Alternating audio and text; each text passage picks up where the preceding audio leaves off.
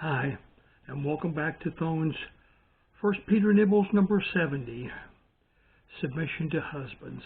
This is a controversial section, as you might imagine, but please bear with me and we'll try to explain what this implies and what it does not imply. And it's not nearly as bad as it might seem. It's part 1 of 7, and this is the introduction. I'll be reading the verses involved now. 1 Peter chapter 3, verses 1 through 6.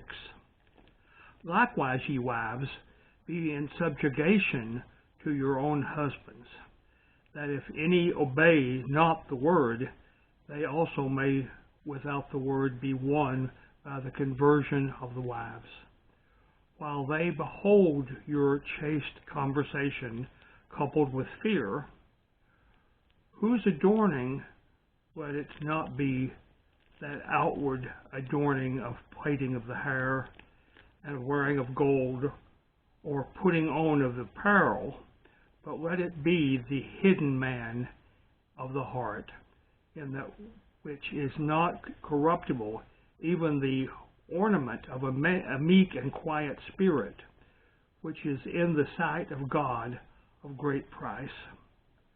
For after this manner in the old time the holy women also who trusted in God adorned themselves, being in subjugation unto their own husbands. Even as Sarah obeyed Abraham, calling him Lord, whose daughters ye are, as long as ye do well and are not afraid with any amazement.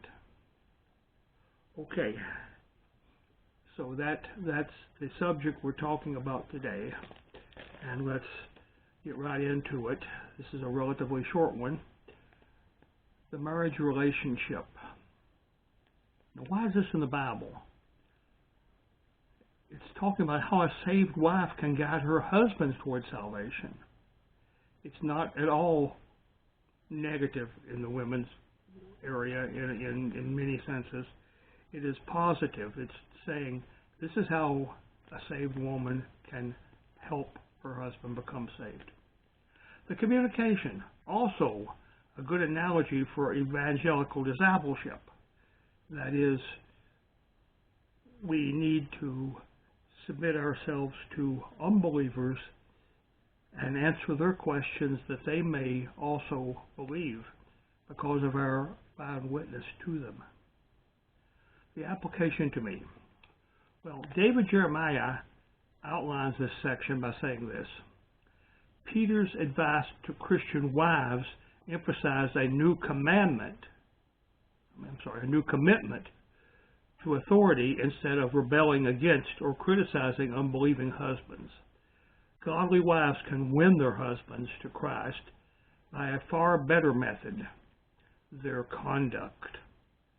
This method parallels God's call to Christian slaves and Christian citizens within ungodly environments. And we've just talked about those in earlier chapters of 1 Peter, of course. God leads us with witness by your good conduct. Wow. My response is, Lord, thank you for showing us a better way to lead our spouses to salvation.